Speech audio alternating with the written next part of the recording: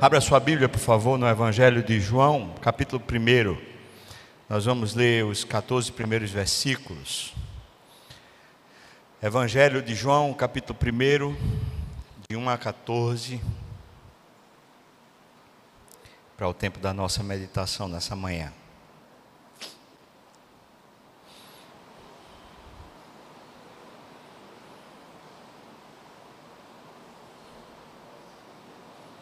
Vamos fazer essa leitura de forma alternada, tá bom? Eu vou ler os versículos ímpares e vocês então leem os versículos pares. No princípio era o Verbo, e o Verbo estava com Deus, e o Verbo era Deus. Todas as coisas foram feitas por intermédio dele, e sem ele, nada do que foi feito se fez.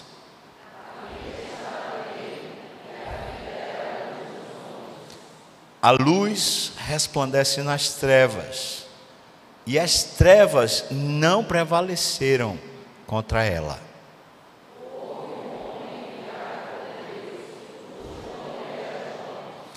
Este veio como testemunha para que testificasse a respeito da luz, a fim de todos virem a crer por intermédio dele.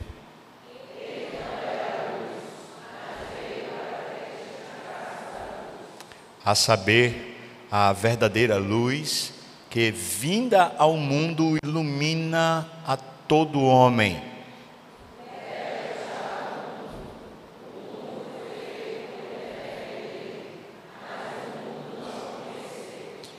Veio para o que era seu, e os seus não o receberam.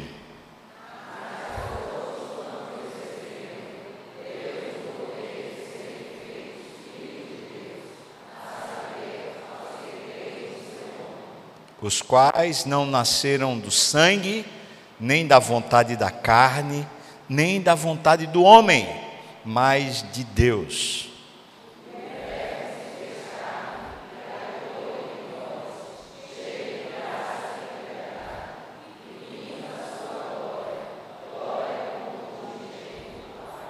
Amém. Vamos orar, irmãos. Senhor, diante da Tua palavra tão preciosa, tão grande, tão poderosa, nós nos humilhamos e nos curvamos. Por meio do Teu Espírito, dá que a gente não só fale, mas que a gente ouça. Por meio do Teu Espírito, a gente entenda. Por meio do Teu Espírito, a gente viva. Ó Senhor, Tu sabes o que necessitamos, sabes como essa meditação, esse tempo pode ser produtivo, abençoador para a nossa vida. Por isso nos ajuda, Senhor, a aplicar essa palavra com precisão na nossa alma, na nossa vida, no nome de Jesus.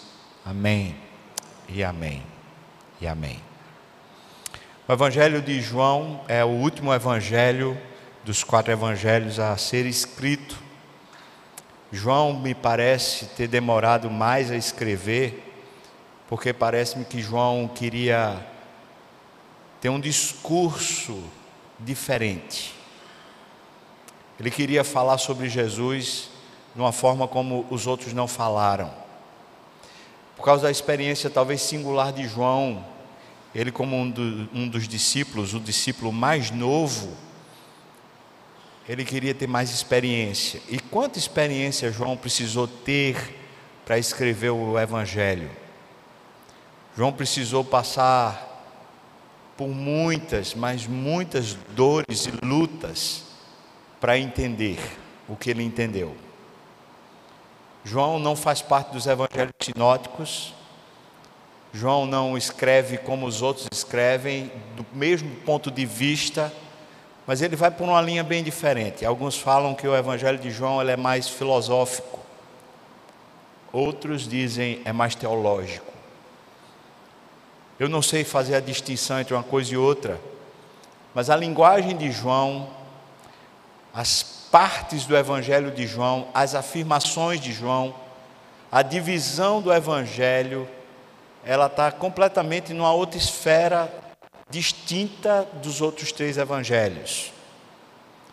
O evangelho de João se comunica muito com as cartas que João escreveu às igrejas, mas sobretudo o evangelho de João se comunica muito com o Apocalipse. João já está no final da sua vida quando ele escreve o evangelho, está maduro. João está com uma precisão mental acurada. Não há erro por causa do Espírito, é óbvio, é iluminação do Espírito, é inspiração do Espírito, João escreve. No entanto, faz parte daquele processo de amadurecimento espiritual quando ele escreve o Evangelho. E isso abençoa muito. É por isso que João não começa o Evangelho falando sobre a descendência de Jesus humana, sobre quem é seu pai, sua mãe, sobre quem é a sua hereditariedade. João começa falando sobre Gênesis. João começa falando sobre um Jesus que pré-existe, um Jesus que está antes do tempo. Na verdade, um Jesus que determina o tempo, que estabelece as coisas para acontecer. A revelação de João, portanto, é uma revelação de um zoe, de um tempo de Deus, de uma coisa que tem a ver com Deus e não com os homens. E me parece que a teologia toda de João vai nessa vertente. João é um dos mais calados na narrativa dos evangelhos, mas é um dos mais íntimos, aquele que se aconchega em Jesus. É como se fosse aquele tipo de personalidade, aquele tipo de pessoa que antes de falar pondera muito, pensa muito, quer aprender antes de começar. E a percepção que João delineou toda a sua história foi essa que está aqui no Evangelho. João aprendeu a viver a sua vida entendendo que tem um tempo próprio para as coisas acontecerem. Não é um tempo do acaso, também não é o tempo da nossa vontade, é um tempo onde Deus faz as coisas acontecerem. E o Evangelho começa determinando isso. Tem um princípio para as coisas acontecerem, e um princípio é Jesus. Quando a gente vai para Apocalipse, quando ele vê Jesus naquela revelação lá no céu, ele diz: é o alfa e o ômega, ele é o princípio e o fim. Para João, a vida tem a ver com Jesus começar coisas, processos na nossa história. Não tem a ver com os processos com os quais nós lidamos conscientemente. Nós lidamos normalmente com processos que são causa e efeito.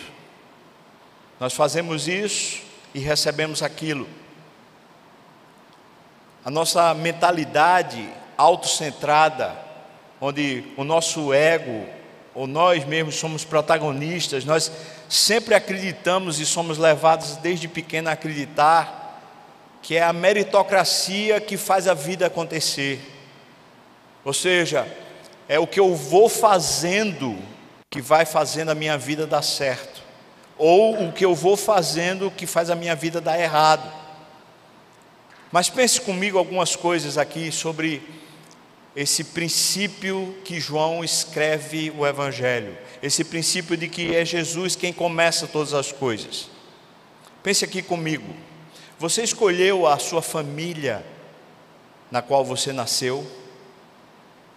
Você escolheu o tempo na terra para viver? Por exemplo, se você pudesse escolher, você escolheria esse século? Você escolheria esse tempo? Se você pudesse escolher, você escolheria a casa na qual você nasceu? Você escolheria o grau de inteligência que você tem? Você escolheria seu tipo de personalidade? Você escolheria os irmãos que você tem? Ou a falta deles? Você escolheria Recife ou seja lá onde foi que você nasceu, você escolheria essa cidade para nascer? Você escolheria?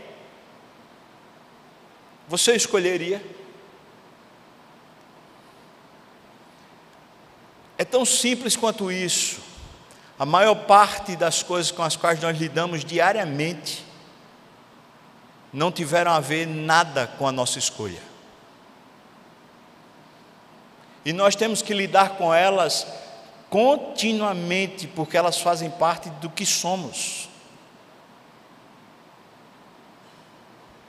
Tá, você pode ter escolhido o seu cônjuge. Você talvez possa até ter escolhido o dia ou o momento certo para ter o filho ou a filha, mas você não conseguiu escolher o sexo. E mesmo se conseguisse escolher, você não conseguiria escolher a carga genética. E mesmo que conseguisse escolher, certamente você não conseguiria escolher o tempo de vida que cada indivíduo, filho seu, vai ter na terra.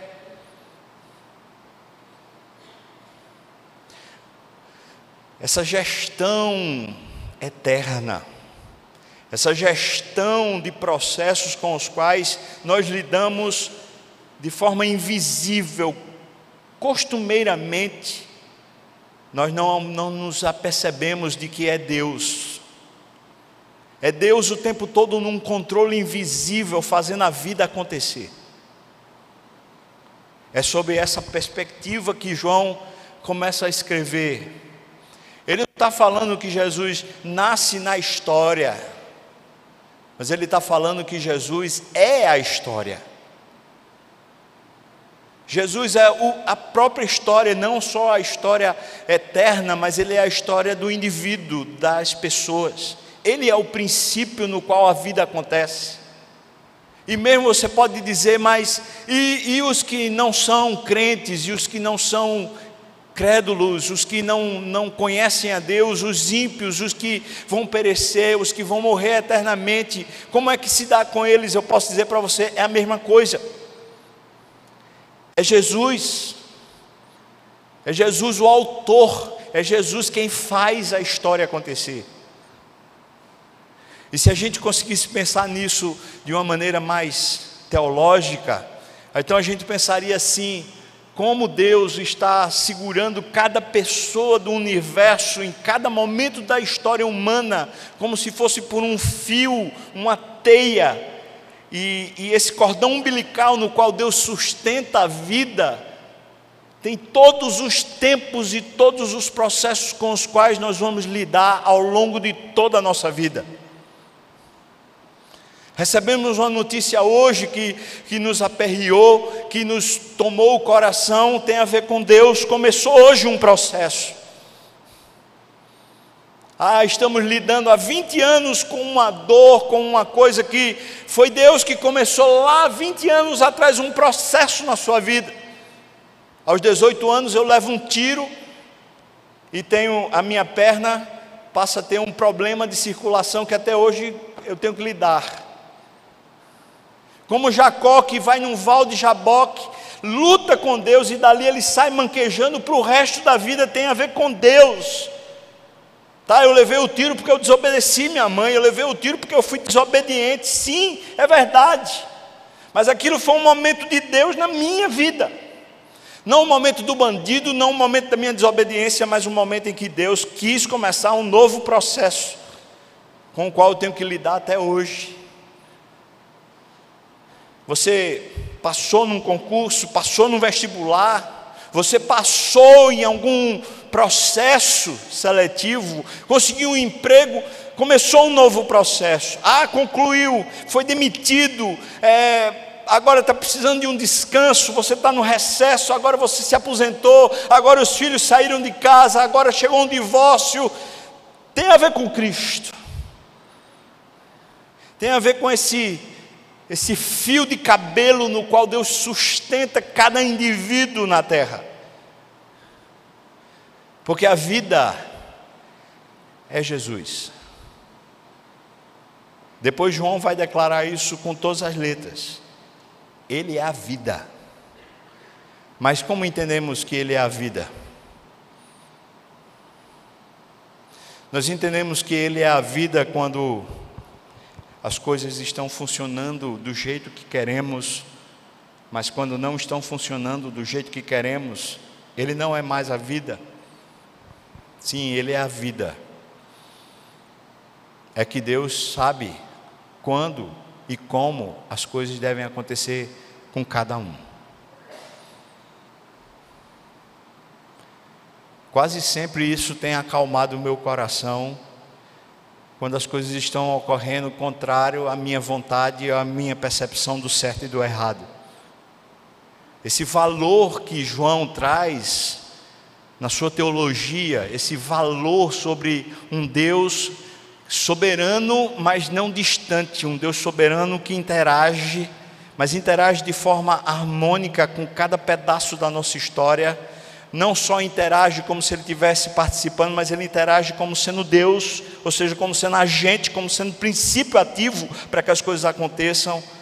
Esse princípio teológico da soberania de Deus dimensiona e redimensiona cada faceta da história quando nos lembramos disso, porque é isso que apazigua a alma, isso que traz paz. Por isso, quando ele fala no princípio era o verbo, ele está falando que Deus, que cria o tempo, é um Deus em missão, por isso Ele é um verbo. Eu não vou falar de logos para poder dizer aquela parte toda que é bem filosófica, mas eu queria que você pensasse aqui de uma maneira mais simples possível, como é na língua portuguesa. Verbo quer dizer ação. Deus está em ação.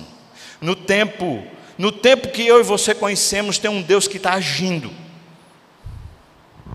Então a gente lê a história de Spurgeon e fala assim: meu Deus, como aquele homem foi usado, como é que aconteceu aquilo, num tempo de incredulidade lá na Europa, num tempo de incredulidade lá na Inglaterra, como é que ele conseguia juntar um palco gigante de mais de 5.000 pessoas por cada culto assistindo, e a gente pensa que era o homem.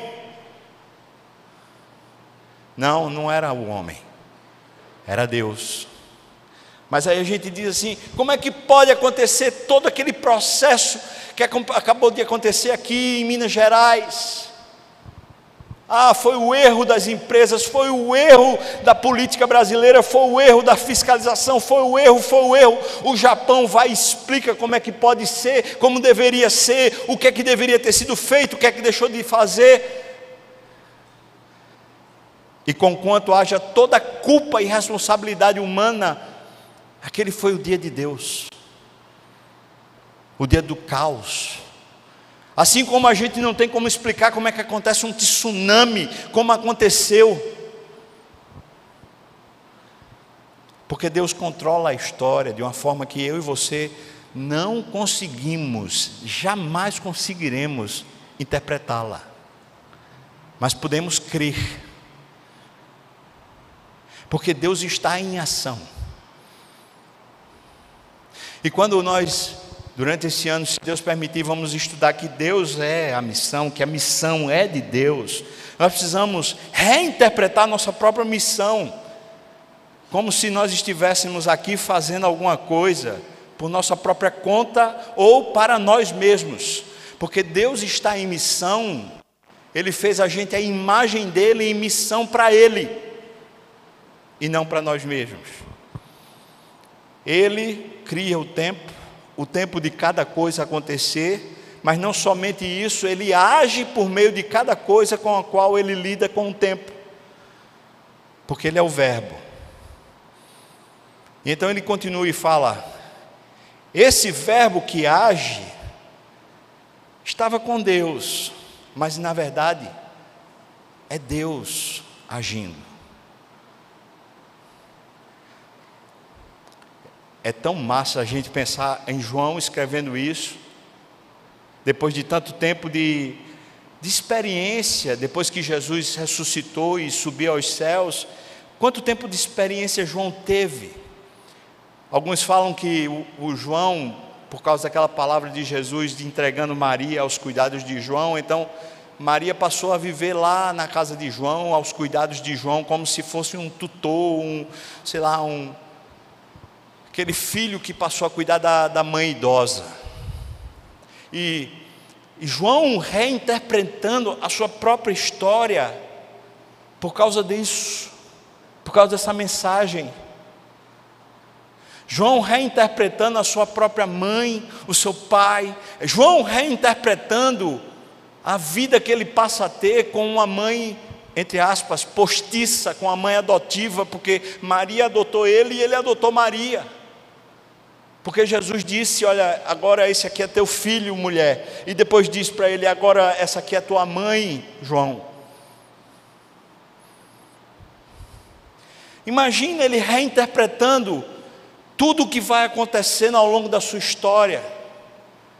Lá no finalzinho do Evangelho de João, Jesus diz para Pedro assim: se eu quero que ele viva, falando a respeito de João, o que te importa? Então o Evangelho de João, a partir daquele momento, ficou sendo conhecido por todos que João não morreria.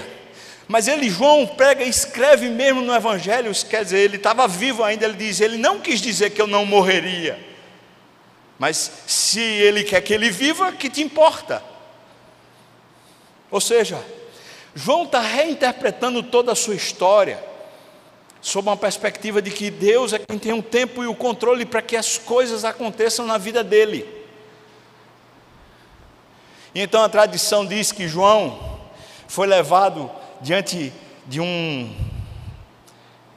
toda vez eu esqueço o nome daquilo lá, mas de um grande estádio lá em Roma, diante do imperador.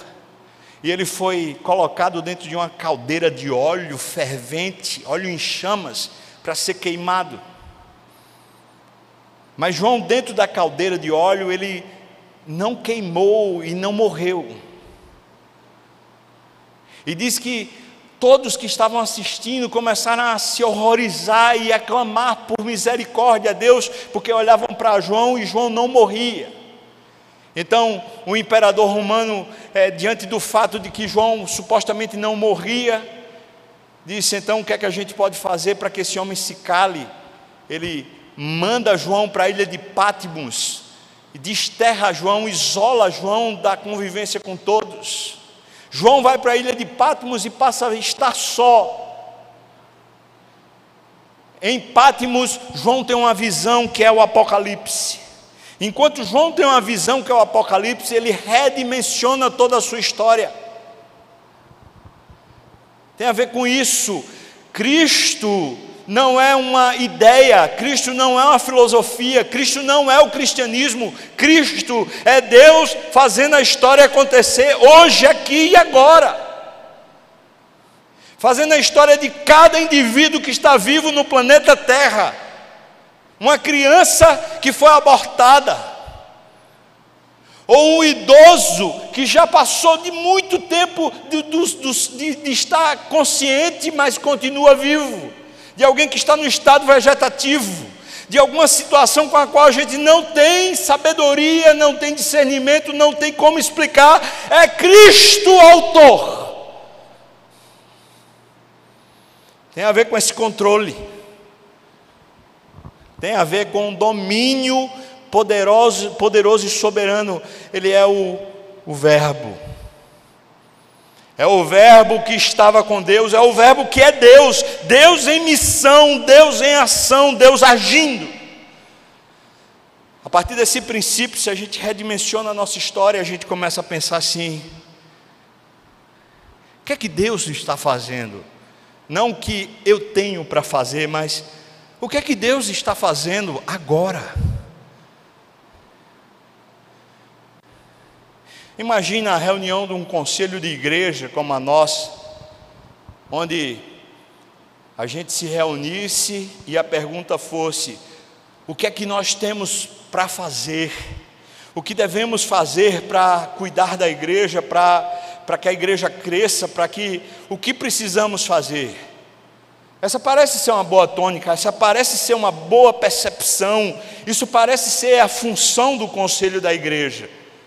Mas diante da teologia de João, uma reunião de conselho deveria ser: o que é que Deus está fazendo com a sua igreja? E como Deus quer nos usar nessa história? Que momento é esse, o momento que a igreja está vivendo, onde Deus está otimizando processos, está começando processos, está finalizando processos, e nós entramos nessa história como sendo esse que está sendo conduzido por um fio de cabelo na história. As nossas reuniões, imagina uma empresa de empresários cristãos. Então a pergunta é: como é que o mercado está reagindo? Qual a perspectiva do mercado? Como é que nós podemos nos inserir? Quais deveriam ser as nossas metas? Quais são os processos mais habilitados que devemos usar agora para que as coisas aconteçam, para que a gente tenha sucesso, para que a gente tenha mais produtividade, para que a gente tenha maior lucro? Como devemos fazer? Isso parece ser uma boa agenda, isso parece ser uma boa interpretação, isso parece ser uma boa reunião. Mas esse empresário crente, ele crê que Deus é quem está no processo, que Deus é quem está com a agenda, que Deus é quem está determinando todas as coisas. Então a pergunta deveria ser: o que é que Deus está fazendo com a empresa? O que é que Deus está fazendo com o mercado? O que é que Deus está fazendo com o Brasil? O que é que Deus está fazendo com os funcionários? O que é que Deus está fazendo com Recife? Ou com o Brasil? Ou com o lugar no qual nós estamos inseridos? O que Deus está fazendo a fim de que nós entremos e participemos da missão de Deus?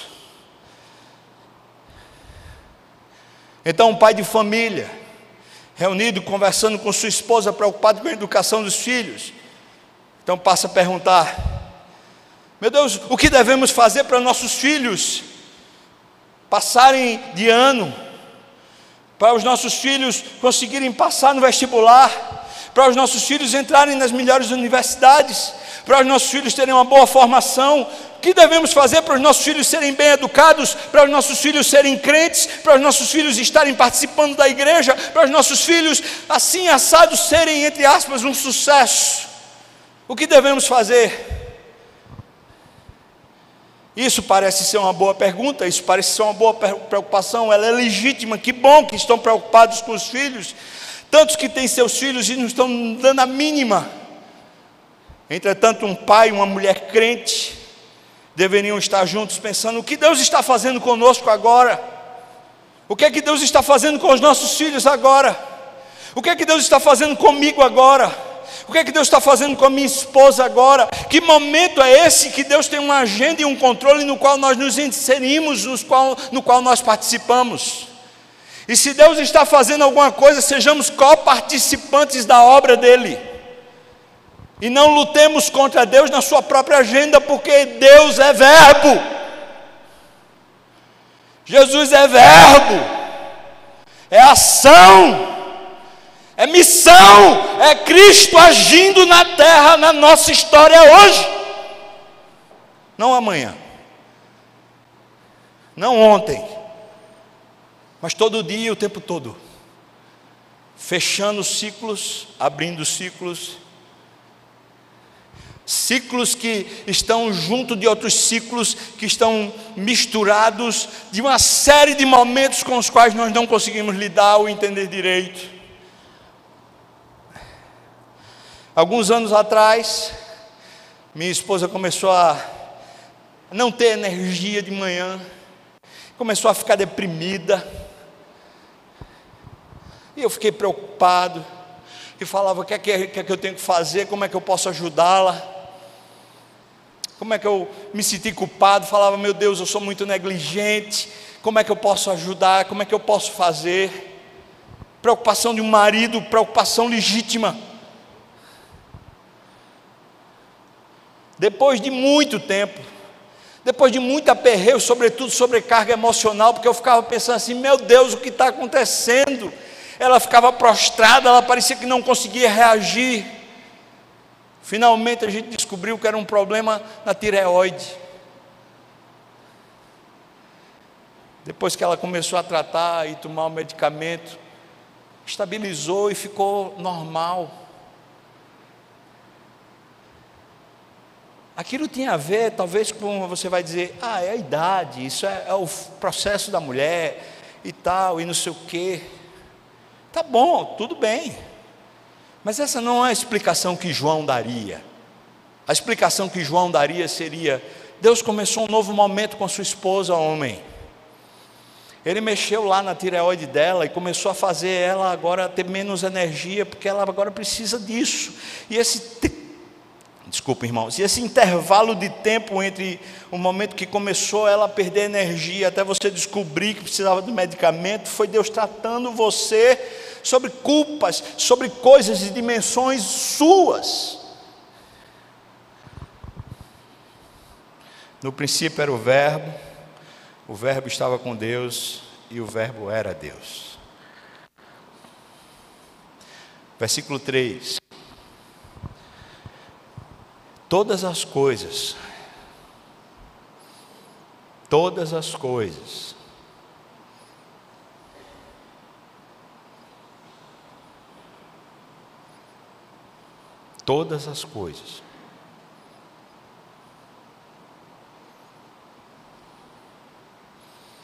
O que é que você pensa sobre isso, irmão? Como é que todas as coisas têm a ver com você? Ou você vai pegar o versículo 3 e vai dizer assim: todas as coisas têm a ver com Gênesis capítulo 1, aqueles 7 primeiros dias. Por favor, não faça isso. João precisa de Patmos para escrever isso. Ele não está falando dos 7 primeiros dias, senão da agenda toda. Por isso que ele está dizendo todas as coisas. Por favor, não faça isso com você mesmo. Não faça isso com Deus, dizendo assim: não, isso tem a ver só com aquele princípio lá, quando foram os 7 primeiros dias da criação. Não, todas as coisas. Você pode ler o versículo 3 comigo, vamos lá? Todas as coisas foram feitas por intermédio.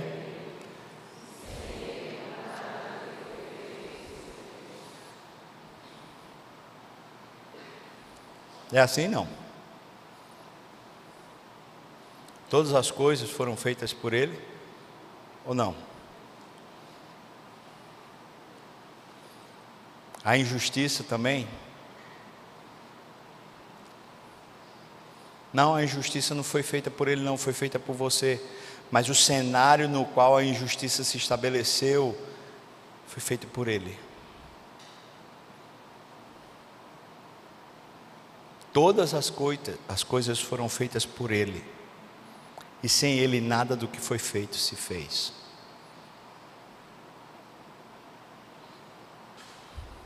Eu estava lendo um gráfico sobre os países mais ateus que existem hoje no planeta, e você vê, a primeira religião que existe mais adeptos no mundo é o cristianismo, a segunda é o islamismo, mas o terceiro grupo que aparece como sendo majoritário na experiência humana hoje são os ateus. E os ateus, eles são, alguns agnósticos são colocados como sendo ateus, mas os agnósticos são basicamente assim: eles creem que Deus existe, mas que Deus não opera. Eles são considerados ateus hoje. Antigamente eles não eram colocados dentro do grupo de ateus, porque eles diziam: não, Deus existe. Bom, faz muito pouca diferença se existe ou se não existe, porque nada é explicado por Ele existir.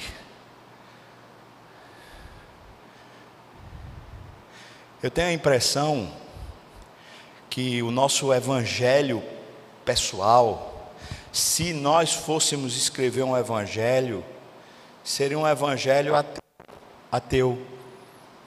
Seria o tipo do evangelho dizendo assim: eu fiz, não Deus fez.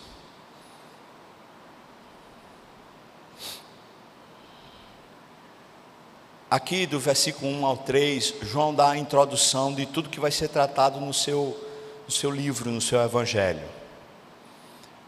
Depois ele divide, pelo menos eu dividi aqui do versículo 4 até o versículo 14, em 2 discursos de João. Vai do versículo 4 até o versículo 9, o primeiro discurso, e depois ele vai do versículo 11 até o versículo 14, Você vê que o versículo 10, ele volta a falar do verbo. Veja aí, o versículo 10 diz: o verbo estava no mundo.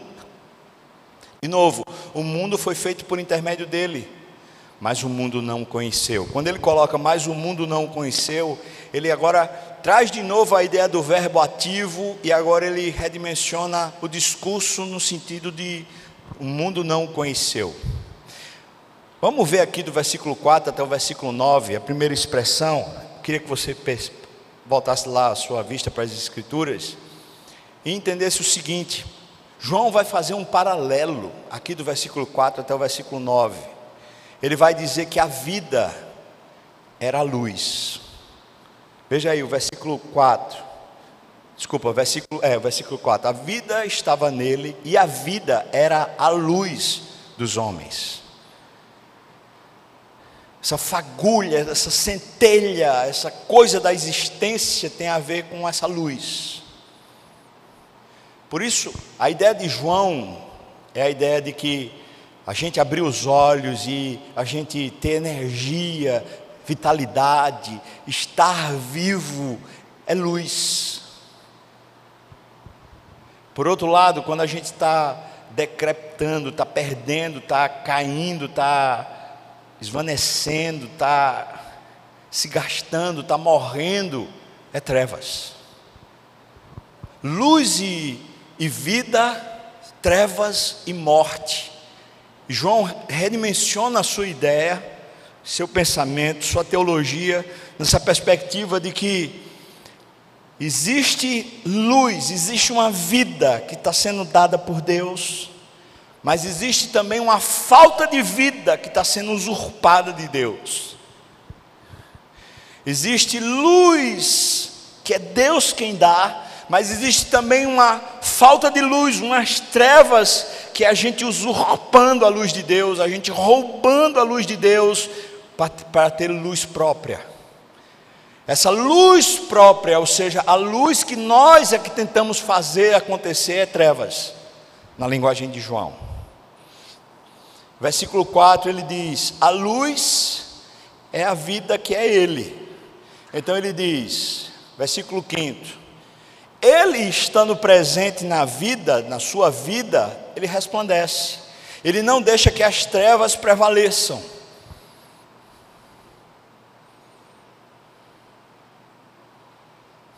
Ou seja,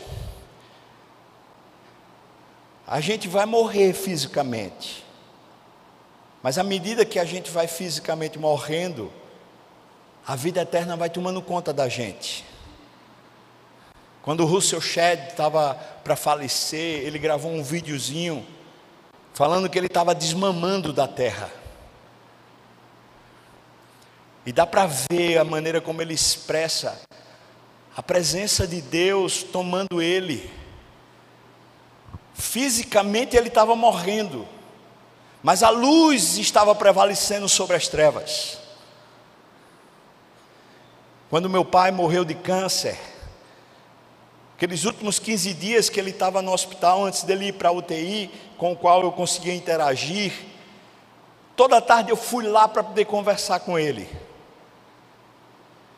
E eu entrava no quarto, a minha sensação é de que eu estava entrando no céu.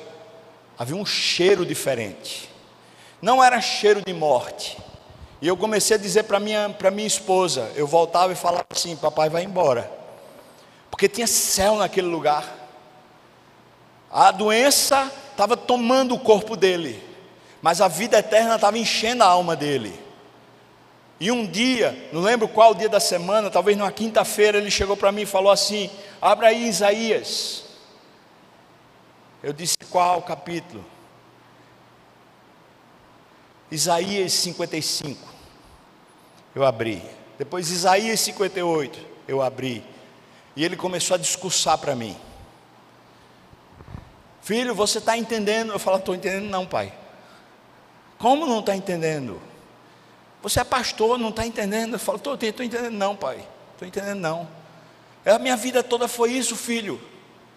Como assim, pai? O que é que o senhor está querendo dizer? Filho, preste atenção, a minha vida foi toda assim. O tempo todo foi Deus fazendo. E à medida que ele explicava a história dele à luz do texto, Os olhos dele brilhavam. Havia um cheiro, uma coisa diferente, porque a vida estava tomando ele. A vida eterna estava tomando ele. É uma expressão que é usada muito quando se vai a um velório de crente e fala assim: como morrem os cristãos. É diferente. Não é apenas uma serenidade, mas existe algum tipo de consolo, de gozo dentro da alma da gente, quando a gente vai para um velório de alguém que a gente sabe que era crente. Porque a gente sabe que passou da morte para a vida. Porque a gente sabe que a luz prevaleceu sobre as trevas. João está falando sobre isso, irmãos. Se existe algum processo na nossa história de Deus, em outras palavras, eu vou falar um português mais claro. Se a gente se converteu, se houve conversão de verdade na nossa vida, o processo que segue da hora que Cristo entrou na nossa história como Salvador, até o dia que a gente vai se encontrar com Ele, seja pela morte ou seja pela volta dEle, até o dia da nossa ressurreição, esse período com o qual nós vivemos agora, ele está falando que é um período onde a luz resplandece nas trevas. Ele está falando que é um período onde a vida sobrepuja a morte. Ele está falando sobre maturidade, sobre crescimento espiritual, sobre os processos com os quais nós lidamos e crescemos. Por isso esses versículos do 4 até o versículo 9, é falando sobre a salvação, ou a ação de Deus, o verbo operando na vida dos crentes, fazendo com que a gente reinterprete a nossa própria história. A verdadeira luz que vinda ao mundo ilumina a todo homem. Deixa eu perguntar para você, irmão. Você já fez algum exercício espiritual do tipo reinterpretar os seus sofrimentos, pensando Deus como agente e não Deus como permitidor? Não, Ele permitiu, mas foi o diabo que fez. Tudo bem, não tem problema que você continue falando assim, mas quer crescer espiritualmente? Você quer amadurecer espiritualmente?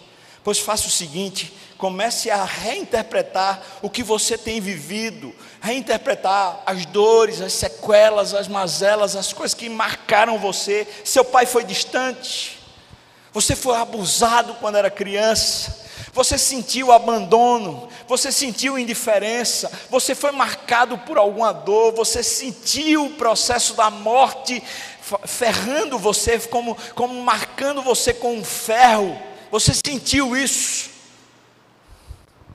Pois deixe-me ser usado por Deus hoje para dizer para você: reinterprete isso, colocando Deus na equação.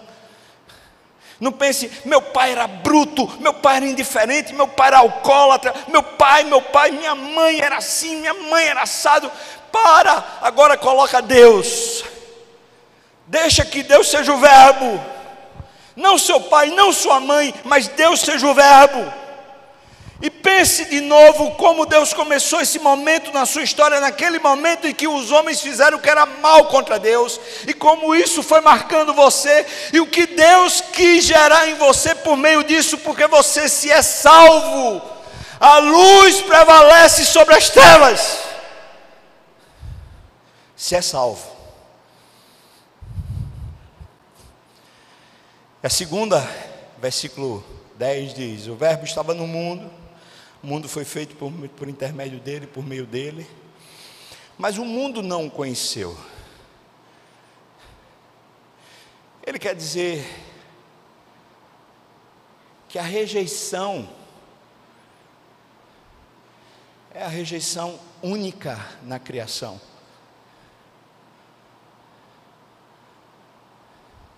O que é que João está dizendo, em outras palavras? Está dizendo assim: olha, tudo no mundo reconheceu que Jesus era Deus, tudo. Só quem não reconheceu que Jesus era Deus foram os homens. Só. Veja como ele diz. Ele veio para o que era seu. Ele não diz veio para os que eram seus. Ele não está falando de ser humano. Veja aí, versículo 11. Por favor, olhe de novo. Versículo 11 diz: veio para o que era seu. O que era seu era a história e tudo que tinha sido criado. Não apenas os homens, mas absolutamente tudo veio para o que era seu.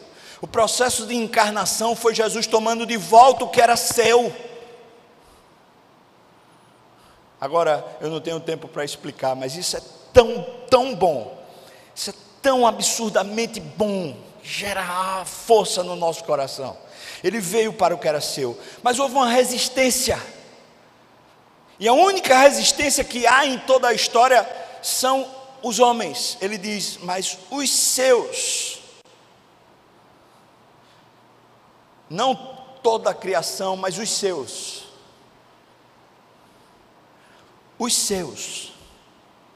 e você vai dizer, são os judeus. São os judeus, primariamente tem que se interpretar assim. Mas nada obstante, nada pode chegar e dizer que são apenas os judeus, porque os gentios também objetaram a Deus. E os gentios também são de Deus, porque fazem parte do mesmo tronco comum em Adão, criados para serem imagem de Deus. Por isso os seus não receberam, não tiveram nele. Versículo 12, por favor. Versículo 12. Mas desses que não receberam, que passaram a receber, houve um novo poder operando neles, um poder de identidade. Eles vieram a ser filhos de Deus. É um poder que faz a história ser recontada, e a história toda ser recontada. Agora não adianta mais eu dizer, eu sou filho de Antônio Batista Simões, Eliane e José de Almeida Barros Simões. Claro, eu sou filho deles. Eu nasci em 1971, 23 de junho de 1971. É fato, tudo isso é fato. Mas houve uma nova história que entrou em mim quando eu tinha 12 anos. Eu estava voltando do Agnes para casa e estava lembrando uma mensagem que tinha sido pregada no domingo pelo pastor Mário Manuel Alves. Era o Evangelho de João. E aquela mensagem foi me alimentando durante a semana. E quando eu estava no ônibus, aquele negócio raiou dentro de mim. E eu chorei muito. E quando eu saí do ônibus, eu era uma nova criatura. Mas a todos quantos o receberam, deu-lhes o poder de serem feitos filhos de Deus, a saber, aos que creem no seu nome. Sabe o que significa? Que uma nova filiação tomou conta da minha filiação na terra. Um novo tempo redimensionou toda a minha história. Agora eu sou filho de Deus. Então ele diz, por favor veja o versículo 13. Eles não têm, esse novo nascimento não tem a ver com sangue. Não tem a ver. Não tem a ver com eu ter querido. Eu quis, aquele dia eu queria tanto e... Não, vou dizer uma coisa para vocês. Dos 10 aos 12 anos, eu ia obrigado para a igreja. Mas eu ia obrigado. Eu chorava. Eu só não esperneava, porque toda vez que eu esperneava, a mamãe pegava uma colher de pau e batia nas pernas. Eu já tinha aprendido que espernear não dava certo. Mas veja como era. Meu pai não era crente nessa época. Meu pai dizia assim: Fubá, vamos para a praia? Aí a mamãe dizia: não, ele não vai não, ele vai para a igreja. Eu ficava: como assim? Não, aquele barulho, cala a boca, vai para a igreja. Na igreja eu tinha meus colegas, uma amizade que até hoje, Coisa boa, era bom, eu não achava ruim estar na igreja, porque tinha amizade, tinha coisa. Mas no culto da noite, que não tinha departamento infantil, não tinha nada, a gente ficava no templo, eu fazia uma das duas coisas: ou eu ficava desenhando, ou dormindo. Não fazia mais nada além disso, dos 10 aos 12. Dos 12 em diante, eu me converti.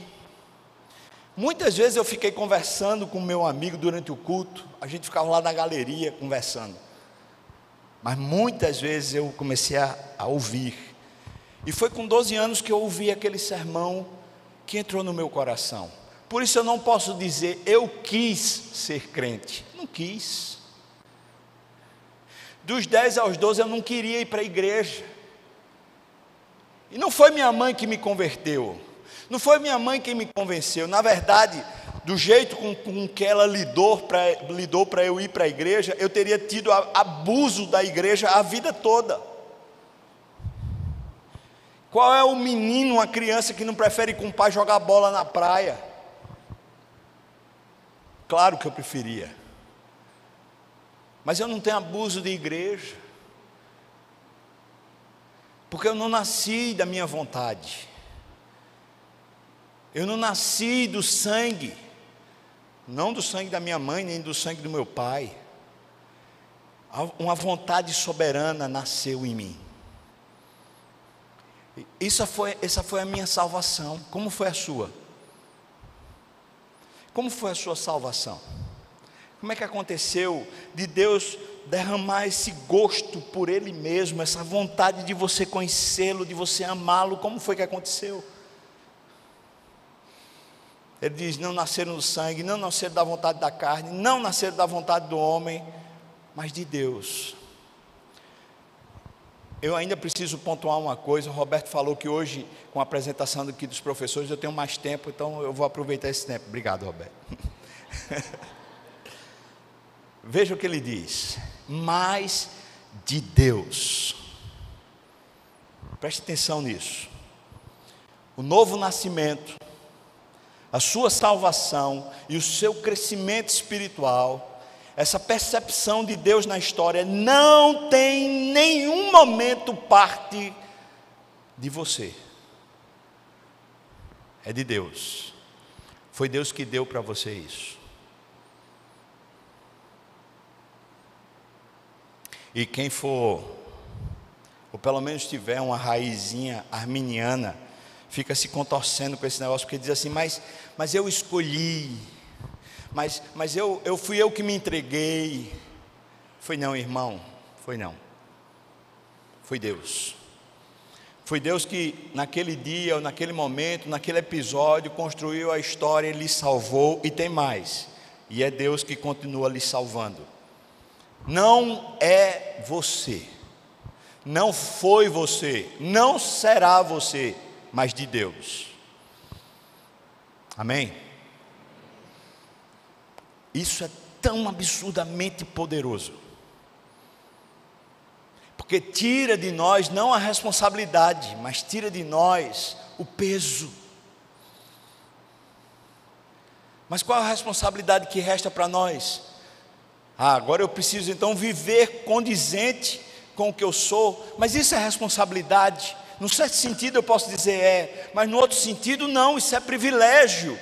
Eu poder viver condizente com o que eu sou, é o meu privilégio. Imagina se eu sendo, não posso viver como eu sou, isso é que é luta. Mas se eu sou e posso viver como eu sou, isso é um grande privilégio. O que é que eu quero dizer com isso? É que se eu sou santo, porque foi Deus e não eu, e eu posso viver como santo, isso é meu privilégio viver como santo, e não minha obrigação.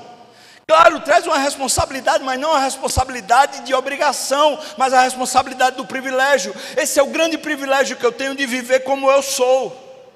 Porque eu fui feito por Deus e não por mim, não foi minha escolha, não foi minha vontade, não fui eu quem operei. Em nenhum momento então eu posso viver de maneira santa, porque Deus me fez santo. Eu posso viver de forma justa porque Deus me fez justo, e o contrário é verdade também. Toda vez que eu não vivo como santo, eu vivo contra a minha própria natureza, porque foi Deus que me fez filho dele. Foi Deus que me deu poder para ser filho dele, não fui eu. E toda vez que eu vivo de maneira iníqua, toda vez que eu escolho pecar, toda vez que eu objeto a Deus, eu vivo contrário ao que Deus fez eu ser. Vivo contrário. E toda vez que a gente vive contrário àquilo que a gente é, a gente vive frustrado. A gente vive frustrado. Imagina você, por exemplo, altamente qualificado, você fez cursos, você se preparou ao longo da vida toda, você está no ponto ápice da sua história, você é demitido. E aí você é contratado como sendo assim um funcionário bem básico. Isso aqui é só uma equivalência. Quando você está trabalhando como funcionário básico, você diz assim, tá, eu sou grato a Deus, pelo menos eu tenho um emprego, tudo bem. Mas você diz, eu tenho tanto potencial, eu tinha tanto que dar para essa empresa, eu tenho visão dos processos, eu sei como as coisas deveriam acontecer, mas eu estou aqui dessa função tão pequena. Quando você não vive aquilo que você é, você se frustra. Você foi feito santo, você foi feito justo, você foi preparado por Deus, porque não foi vontade da carne, não foi a vontade dos homens, não foi vontade humana quem criou você, mas Deus criou você. E quando Deus criou você por meio do sangue de Jesus, Ele lhe fez nova criatura, aleluia. E se fez nova criatura, Ele lhe fez santo. Por isso viver de forma santa completa a gente. Sim, num lado a gente pode dizer, é uma responsabilidade, mas essa mesma responsabilidade é o grande privilégio, porque é justamente o que eu fui feito para ser. Eu fui feito para ser santo. Então ele continua e fala, versículo 14, por favor, veja. E o Verbo se fez carne e habitou entre nós, cheio de graça e de verdade. O resultado de Ele habitar entre nós, vimos a sua glória. Nós vimos a sua glória. E a glória como o único gerado do Pai. Único. Se Jesus se fez carne e habitou entre nós, esse meu se é argumentativo mesmo, tá? Se Ele se fez carne e habitou entre nós, nós vimos a sua glória. Se. Mas se Ele não se fez carne e habitou entre nós, nós jamais vimos a sua glória. E é claro que ele está falando aqui do momento histórico da encarnação de Jesus. Mas os missiólogos sempre usam esse texto para falar sobre o processo encarnacional da igreja. Então, de forma aplicada, o que ele está dizendo? O que ele está dizendo é que Cristo que se fez carne, objetivamente é carne entre nós hoje. Mas como Ele é carne entre nós hoje? Na minha carne.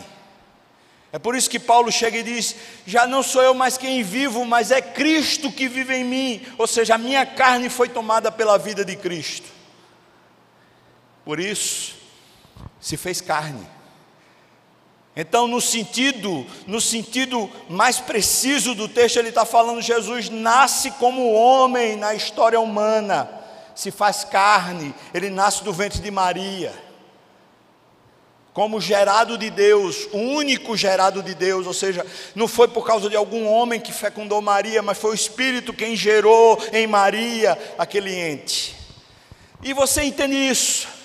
Mas no sentido missiológico, que é o sentido muito preciso no qual João vai entrando o seu evangelho e redimensionando a interpretação da história, da vida humana, se fazer carne é que a nossa carne foi tomada por Ele. É por isso que a igreja é o corpo de Cristo.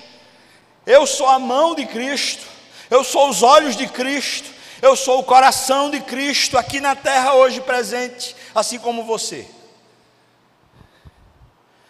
E à medida que Cristo vive em nós, vimos a sua glória.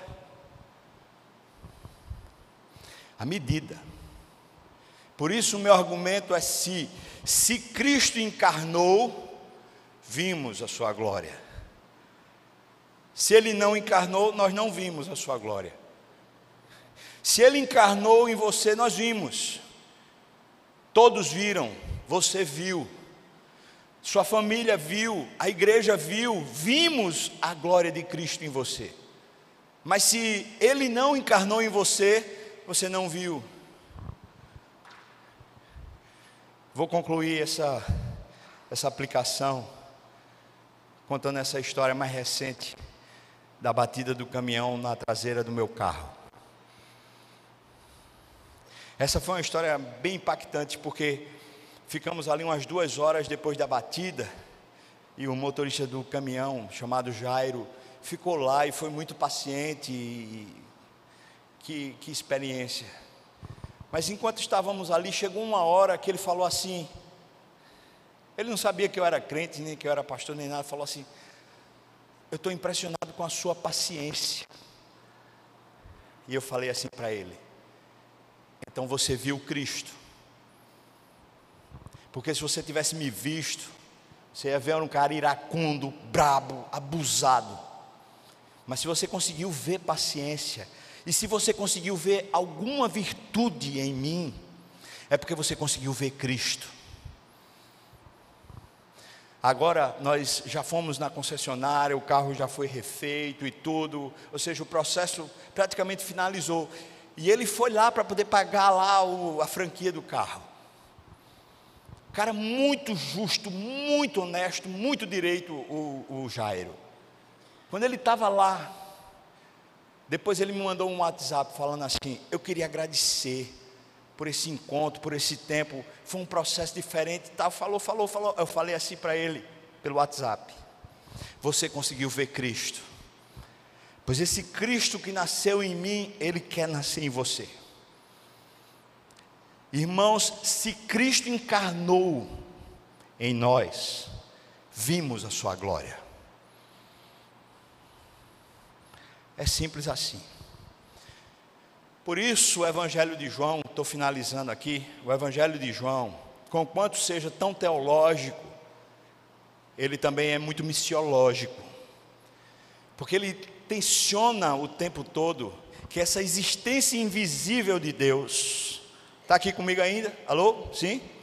Essa coisa invisível, que a gente não dá conta, que a gente não se apercebe na maioria do tempo, ela é quem está fazendo a vida acontecer.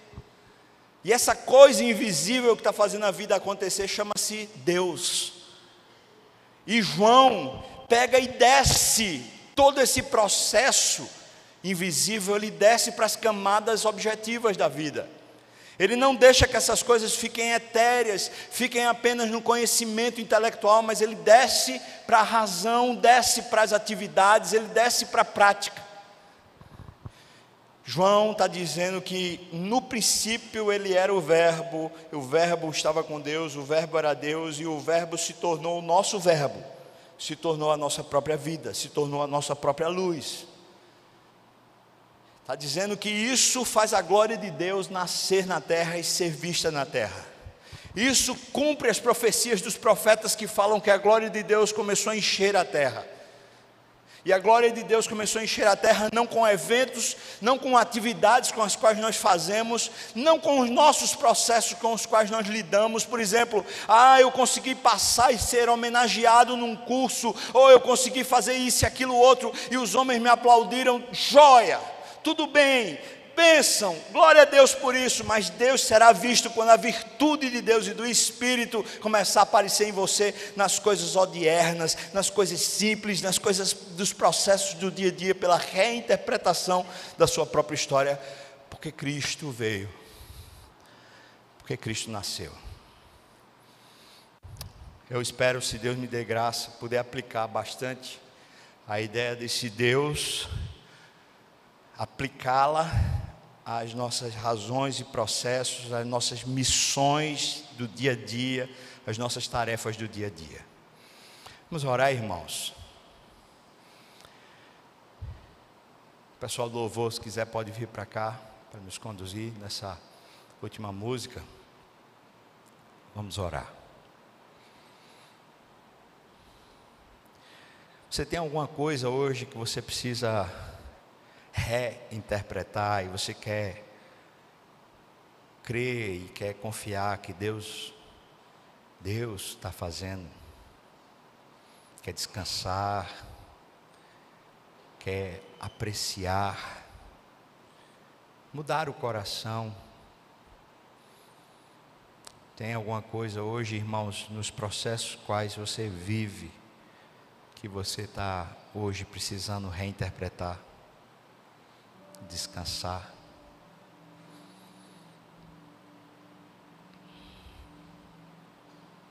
Tem alguém aqui hoje que, depois de ouvir sobre Jesus, hoje quer dizer: hoje eu recebo Jesus como meu Salvador. Hoje eu vejo que Ele me salvou. Hoje eu creio que Ele me salvou.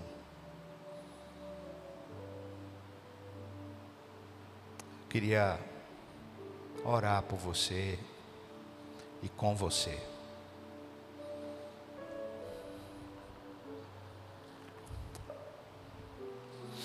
Senhor, Tu és o Deus do universo, Senhor de toda a criação, mas o Senhor não está tão longe, não está na outra galáxia. O Senhor está aqui, bem perto, bem junto. O Senhor está bem entre nós, dentro de nós. Senhor, temos algumas coisas na nossa vida que nos marcaram tanto, que elas continuam ecoando dentro de nós. Algumas delas, Senhor, doem bastante.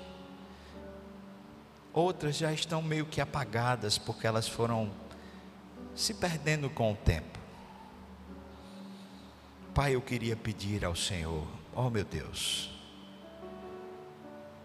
nos faz discernir isso, Senhor. Abre os olhos do nosso coração para ver que o Senhor está agindo, para ver o que o Senhor está construindo dentro de nós, que tem eterno peso de glória. Abre os nossos olhos, Senhor, para vermos que a nossa leve, momentânea tribulação é incomparável àquilo que o Senhor está construindo dentro de nós. Abre os olhos para redimensionarmos a nossa história, Pai. Senhor, se Tu estás salvando alguém hoje aqui, se algumas pessoas estão sendo transformadas pelo poder do Evangelho, oh Senhor, ajuda-nos a abraçar essas pessoas, a cuidar dessas pessoas com amor de Cristo por elas, Pai. Ajuda-nos a abençoá-las e sermos abençoados por elas também. Dá que essa igreja seja acolhedora, Deus. Dá que nós, crentes, acolhamos e perseveremos, abraçando mutuamente uns aos outros e amando com amor fraternal. Abençoa-nos, ó Deus, e livra-nos do mal, no nome de Jesus. Amém. Vamos ficar de pé, irmãos, vamos cantar.